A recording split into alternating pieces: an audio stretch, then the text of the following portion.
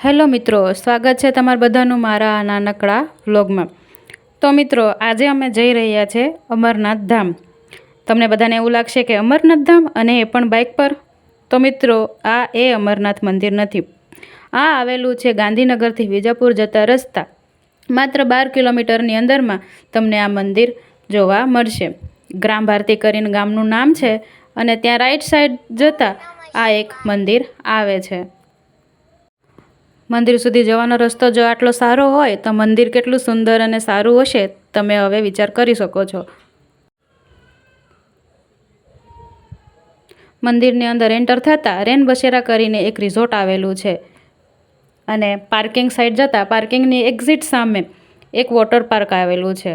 Water પાર્કની મોટી મોટી rides અને બધી જ મંદિર સુધી તમારે થોડુંક ચાલીને જવું પડશે કેમ કે ત્યાં કોઈ બાઇક કે કોઈ ગાડી અલાઉડ નથી। ચાલીને જવાવાળો રસ્તો પણ એટલો સુંદર છે, એકદમ તમે કુદરતની મજા લઈ શકો છો। મંદિર જવા રસ્તામાં એક નાનકડું બજાર પણ આવેલું છે જેમાં તમે પ્રસાદી, રમકડા ઇત્યાદિ ઘણી વસ્તુ તમે તમારા માટે લઈ શકો છો। બજાર પૂરું થતાં થોડુંક આગળ ચાલશું એટલે ત્યાં પગથિયા આવશે, જે પગથિયા ચડીને આપણે મંદિર સુધી જવાનું છે।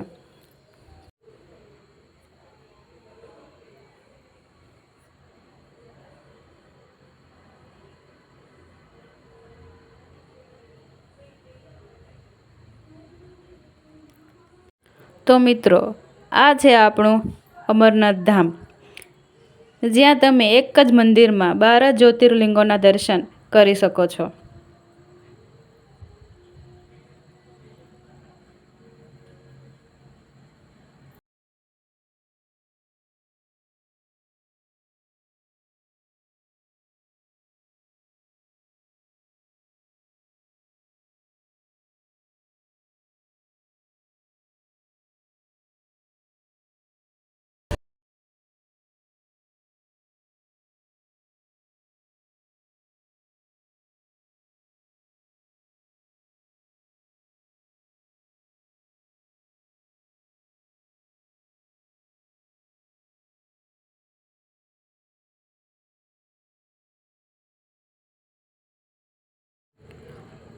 મિત્રો, મંદિરની જેમ તમે બહાર પાછળની સાઈડમાં નીકળશો એટલે એકદમ સામે એક એડવેન્ચર પાર્ક પણ આવેલું છે, જેમાં તમને બધાય રીતના એડવેન્ચર મળી જશે।